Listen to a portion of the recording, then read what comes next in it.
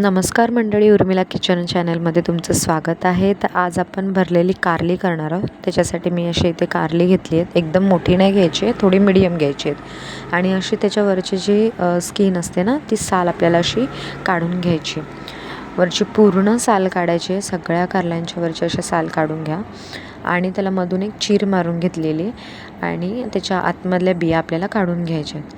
हे अशी मधून चीर मारून ना त्याच्या आतमधल्या आपल्याला बिया पूर्ण काढायच्या आहेत. तर त्याच्यासाठी मी ते सगळ्या कारल्या सोलून घेतल्या आहेत आणि अशा चिरून घेतलेल्या आहेत. इथे मी सारणासाठी बेसन घेतलेलं आहे. बेसन आपल्याला छान भाजून घ्यायचं आहे.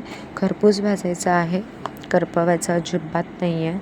थोडा त्याचा कलर बदलतो, जसं आपण लाडूसाठी करतो ना बेसन भाजतो तसं भाजून घ्यायचं आहे. असं बघा, व्यवस्थित छान बेसन भाजत राहायचं आहे.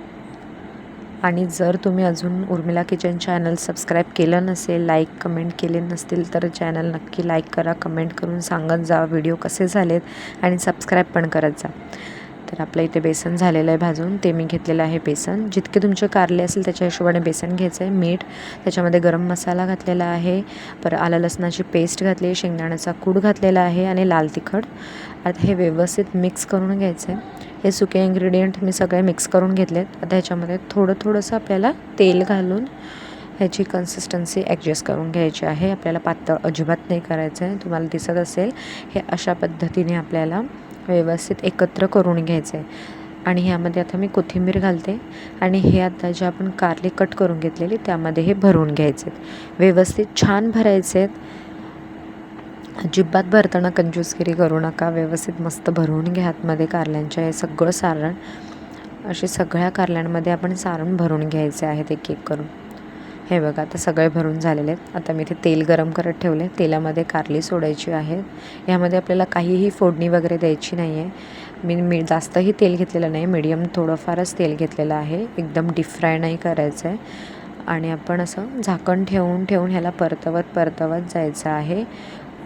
एका साईडून खालची साईड चांगली भाजत आली की वरची मग खालच्या साईडला ठेवून असं एकत्र परतवत जायचं आहे.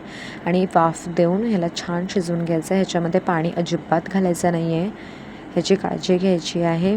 आणि मीडियम गॅसवरती मध्ये आपल्याला चेक करत राहायचे, नाहीतर ते खालून लागतील. असे छान आपले मस्त झालेले आहेत कारली, तुम्ही बघू शकता. तर भरलेली कारली आपली मस्त अशी तयार आहेत. यावर मी कोथिंबीर घालते आणि आपली छान अशी मस्त कारली आता आपण सर्व करूया. तुम्ही बघू शकता किती छान आणि टेम्पटिंग वाटते ती कारली.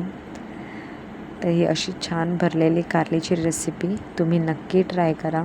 भाताबरोबर, चपातीबरोबर तुम्हाला खूप आवडेल खायला. भाकरीबरोबरही छान लागते खायला.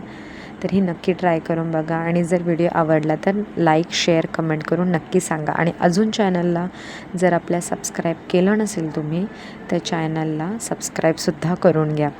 थँक्यू.